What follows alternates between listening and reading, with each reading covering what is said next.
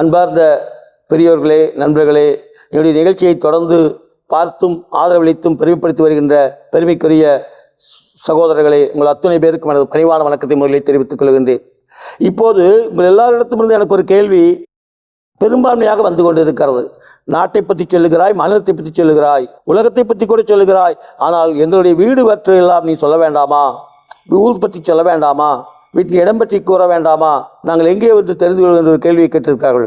நிச்சயமாக உங்களுக்கு சொல்லுகிறேன். ஏனென்றால் இதிலிருந்து நாடு நன்றாக இருந்தால் நாம் நன்றாக இருக்கிறோம், நாம் நன்றாக இருந்தால் மட்டுமே நாடு நன்றாக இருக்கும் என்பதிலே மாற்று கருத்துக்கு இடமில்லை. எனவே நீங்கள் அமைக்க வேண்டிய வீட்டிற்கான இடம் குறித்து முதலிலே பேசுவது சரியாக இருக்கும் என்று கருதுகிறேன்.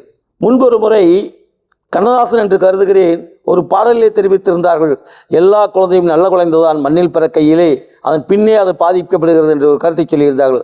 அதுபோல இந்த மண்ணிலே அமைந்திருக்கிற வீட்டு மனைகள் அனைத்துமே நலவாகத்தான் இருக்கும், நல்லதாகத்தான் இருக்கும், அதிலே மாற்று கருத்துக்களை. தெற்கு வடக்கு கிழக்கு மேற்கு என்று பேதங்கள் ஏதும் கிடையாது, எல்லாம் நலமாக இருக்கும். வேண்டுமானால் அதிலே உருவாக்கிக் கொள்வதிலே சில பலவீனங்கள் இருக்கும். தெற்கு மேற்கு பார்த்த மனைகள் காற்றுக்கும் சூரிய ஒளிக்கும் தாக்கத்தின் கடுமையாக இருக்கிற காரணத்தால் கூடுதல் இடம் இருக்க வேண்டியிருக்கும்.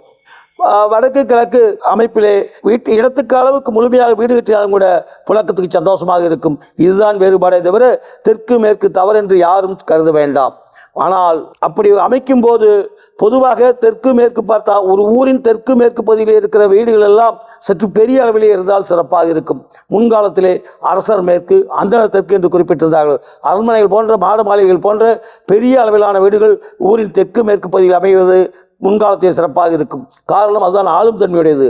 அதுபோலவே இப்போதும் கூட தெற்கு மேற்கிலே இருக்கிற வீடுகள் சற்று கூடுதல் இடவசதியோடு இருந்தால் சிறப்பாக இருக்கும் என்பது மட்டும்தான் உண்மையை தவிர வேறொன்றும் கருத்தில்லை. எல்லா திசை பார்த்தும் வீடு அமைக்கலாம். அடுத்ததாக பூமியின் அமைப்பை பொறுத்தவரை வடக்கு கிழக்கு சரிவான பூமிகள் சிறப்பானதாக இருக்கும். அதிலே எல்லா இடத்திலும் சரிவு கிடைக்காது, சமமாக இருந்தாலும் கூட அதை நாம் ஏற்றுக்கொள்ளத்தான் வேண்டும். அது மட்டும் போதுமானதாக இருக்கும். அதிலே நாம் அமைப்பை சரியாக செய்தால் அதுவே வெற்றியை தரும், அதிலே மாற்று கருத்து என்றுமில்லை. அதுபோலவே வீடு அமையும் வீதியும் நாடும் ஊரும் முக்கியம் என்பதிலே நீங்கள் உணர்ந்து கொள்வதற்கு ஏராளமான வாய்ப்புகள் உண்டு. எந்த ஊர் விரிந்து கொண்டிருக்கிறதோ, எந்த ஊர் சுகமாக வாழ்கிறார்களோ, எந்த ஊரிலே அபிவிருத்தி அடைந்து கொண்டிருக்கிறதோ, வர்த்தகம் பெருகி கொண்டிருக்கிறதோ அந்த ஊரெல்லாம் செல்வாக்கான ஊர் என்று சொல்லலாம். அதுபோலவே அங்கே இருக்கிற வீதிகளும் கூட சிறப்பை காட்டுகிற வீதிகளாக, செல்வாக்கை காட்டுகிற பார்வையாளையை நீங்கள் அளந்து கொள்ளலாம், அந்த பகுதிகளை நீங்கள் ஏற்றுக்கொள்ளலாம். ஆகவே ஊரும் வீதியும் தேர்ந்தெடுத்தீர்களானால் அதில் அமைகின்ற இடத்திலே வீட்டை அமைப்பதிலே வாஸ்து விதிப்படி அமைத்துக் கொள்ளலாம். குறிப்பாக தென்மேற்கிலே படுக்கையறை, தென்கிழக்கிலே சமையலறை, வடகிழக்கிலே சிறப்பான அமைப்பு, வடமேற்கிலே பந்துக்கள் அறை, இதுவாக குளியலறை கழியலறை போன்றவற்றை வீட்டின் தென்மேற்கு அல்ல வடகிழக்கு அல்லாத தென்கிழக்கிலும் வடமேற்கிலும் அமைத்தால் அது சிறப்பானதை தரும்.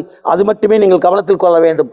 அதற்கு மேலும் இது குறித்து கூடுதல் ஆர்வம் இருந்தால் முழுமையாக பயன்படுத்த வேண்டும் என்றால் நிச்சயமாக நேரிலே பேசி மட்டுமே முடிவெடுக்க முடியுமே தவிர கருத்துக்கள் எப்படி சைக்கிளை ஓட்டி விழுந்திருந்தால் தான் சைக்கிள் ஓட்ட முடியுமே தவிர புத்தகத்தை படித்து ஓட்ட முடியாத, அதுபோல பிளானை டிஸ்கஸ் செய்வதிலே நிச்சயமாக கூடி அமர்ந்து குழாவித்தான் பேசி முடிவெடுக்க வேண்டும். அதை நீங்கள் கவனத்திலே கொள்ள வேண்டும்.